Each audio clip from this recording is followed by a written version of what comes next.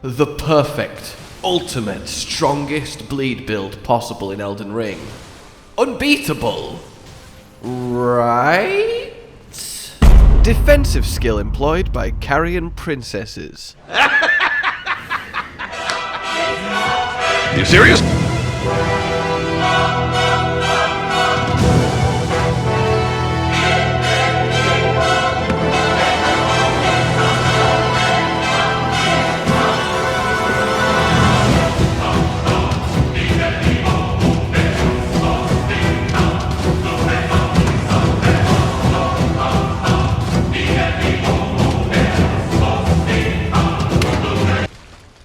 Hello, my fellow tarnished, and welcome today as I present to you the bleedier of the bleediest bleed builds that ever did bleed, with the most wonderful spinning death blood scythe aesthetic you could ask for.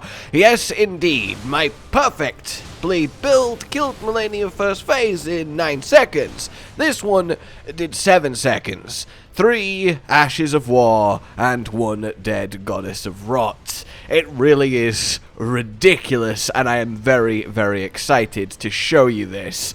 So what exactly is going on here? Well, I have always loved Spinning Weapon as an Ash of War. You get it from Rogier when you first encounter him, and you can obviously get it from his Barbarian 2 in the Round Table Hold, but in any case, it's literally just make weapon spin. It is supposed to be a defensive Ash of War. You're supposed to just use it and then people can't come close because they'll get hit. But the thing is, every single hit of the spinning weapon counts as a weapon hit, and there's a lot of them rapidly. So do you know where I'm going with this? Stop.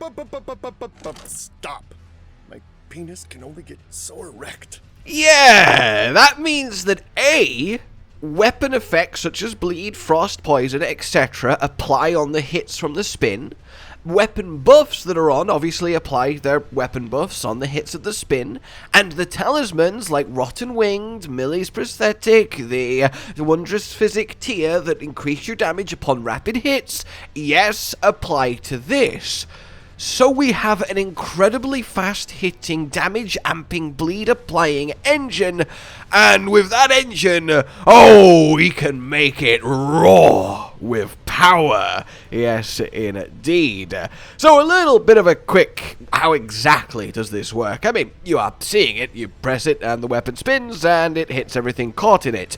I would recommend that if you are trying to kill something with it, which you are, let's say this bloodstain is an enemy, it's actually much easier to use this if you don't lock on and you want to just try and put the enemy in the side of the spin. Don't walk straight into them, have them get caught by the left or right as you kind of circle round them. It makes it much more reliable and much easier to use after a little bit of a learning curve of getting used to fighting without being locked on. That said, you can just still use it normally, but I found that this certainly did help. So of course, the name of the game today is Blood Flame, and Blood Flame is obviously fantastic. On any rapid hitting thing in the game, it works wonders because every individual bit of damage adds bleed buildup that will keep going. So if you hit 10 times in a second, that is 10 times 40 bleed that will now bleed up, which is like 5 bleeds. So yeah, amazing. But the thing is, we're also using this on a weapon that has natural bleed and a hefty amount of solid base AR, the Grave Scythe. You farm this from the skeletons wielding them. The Church of Vows has a graveyard outside, which is a perfect place to farm it, and of course it just looks glorious.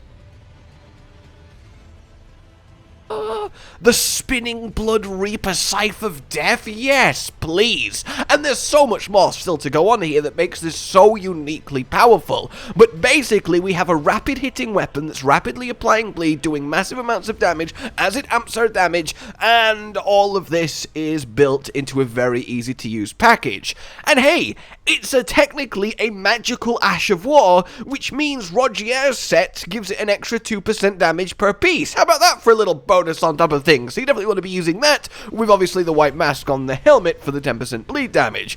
But yeah, what actually is the build that's going on here? Well, the Scythe is set to quality, as that gives it its best results, and my stat spread does indeed reflect that, with the final 5 decks to make the 55-55 coming from Millie's Prosthetic. So the actual build itself then yeah, you want a seal on to apply the Blood Flame, and of course the classic Golden Vow and Flame Grant Me Strength, and indeed Flame Grant Me Strength is especially good here because it amps both the fire damage from Blood Flame and of course the raw damage that will be going into the spin too. The White Mask, as I said, with RageGamingVideos set, which is an extra 16% damage, Alexander from his questline for an extra 15% damage on the spin, Rotten Winged and Millie's Prosthetic, which is both from Millie's questline. They massively give you a damage amp as you rapidly apply hits, which you are indeed doing. Bloodlords for an extra 20% once that first blood loss does happen, which will happen in the first spin. And then in our Wondrous Physic, we have both a little bit of Poise, which I often find is quite useful for a little Ash of War gimmick builds like this, and the Thorny Crackdeer from the Erd Tree and the Consecrated Snowfield, which just has a Rotten Winged type effect. So if we have a little proper test against a giant here, you can see that when all is said and done, we end up going from 1050 AR to a very, very, very tasty 2,173 when everything is active while the spin chain is going, which is obviously a ludicrous amount of damage. I have been experimenting with this for a while. I tried initially the magic route, which wasn't that ineffective, but as with all things in Elden Ring, let's be honest, it tends towards bleed being the optimum path. But don't make any kind of mistake here. If you just take a good solid weapon, give it the Millie's Prosthesis, the Rotten Winged, those kind of effects, buff it up and start spinning, you are going to do a lot of damage.